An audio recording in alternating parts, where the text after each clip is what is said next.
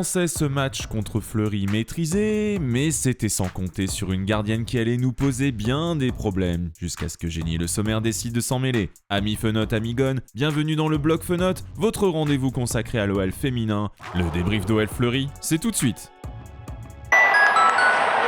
Beau soleil au Groupama OL Training Center pour ce dernier match du marathon du mois de mars. L'OL a affronté Fleury, invaincu depuis 9 rencontres et toujours en course pour les playoffs. Mais côté lyonnais, la donne est simple, une victoire et la première place est officiellement acquise en Première Ligue en saison régulière. Joe Montemuro fait tourner après le match de Ligue des Championnes 6 changements. Ada Egerberg, Vanessa Gilles, Ellie Carpenter, Inès Benyaya, Lindsay Hibbs et Vicky Béchaud sont au repos. Une compo donc en 4-3-3 classique avec Christian Lendler dans les cages, Sophie Svava, Wendy Renard, Tarsiane et Sofia Huerta en défense. Le milieu de terrain est composé de Damaris Segorola, Amel Majri et Sarah Debritz. Enfin, le coach australien a opté pour le trio Tabitha Chawinga, Eugénie Le Sommer et Melchi Dumornay en attaque. Le match commence fort dès la 3e minute. Eugénie Le Sommer dévie pour Melchi Dumornay, mais la frappe passe au-dessus. Quelques instants plus tard, c'est au tour d'Amel Majri de décrocher une frappe non cadrée, puis Tabitha Chawinga combine avec Dumornay qui bute sur Emma Francard, la gardienne de Fleury plutôt excellente sur cette rencontre. À la demi-heure de jeu, coup franc adverse qui passe à côté, mais on note une sortie assez hasardeuse de Tian Endler. On a eu chaud. 2 minutes plus tard, Damaris envoie un long ballon sur la tête d'Eugénie Le Sommer, une tête millimétrée qui permet l'ouverture du score 1-0. Juste avant la pause, corner de Majri, tête de Wendy Renard puis celle de Le Sommer qui double la mise.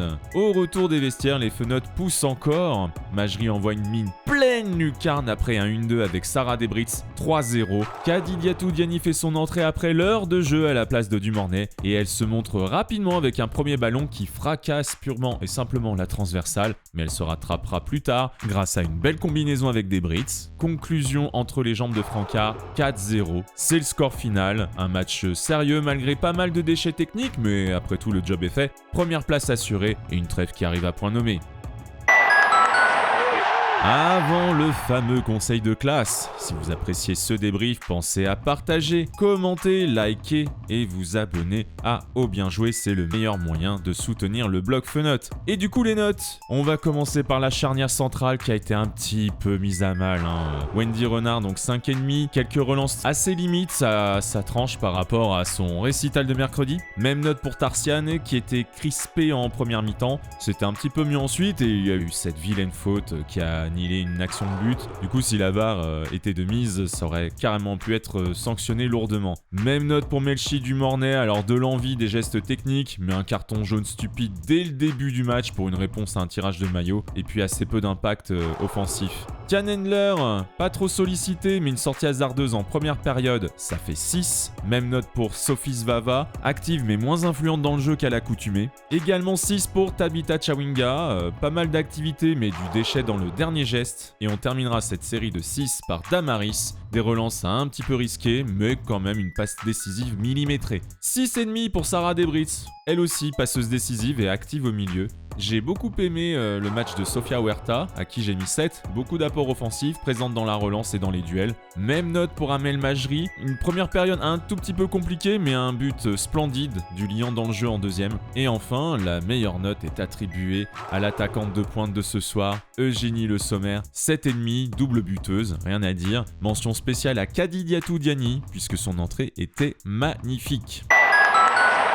Au classement, Lyon a définitivement validé son ticket pour la Ligue des Championnes la saison prochaine. Malheureusement, on ne peut pas dire championne tout court. Ah, ces maudits playoffs. On est tout de même assuré de recevoir les 4e au classement en demi, et sauf surprise même, organiser la finale. De quoi entamer cette nouvelle trêve internationale avec le sourire. Prochain match, ce sera OL PFC, samedi 12 avril. Ce sera d'ailleurs la 500e de Wendy Renard. Un rendez-vous à ne pas manquer. Amis Fenote, Amigone, merci d'avoir suivi ce débrief. On se retrouve très vite, car au féminin comme au masculin, l'Olympique lyonnais est une formidable raison d'être nerveux. Bisous!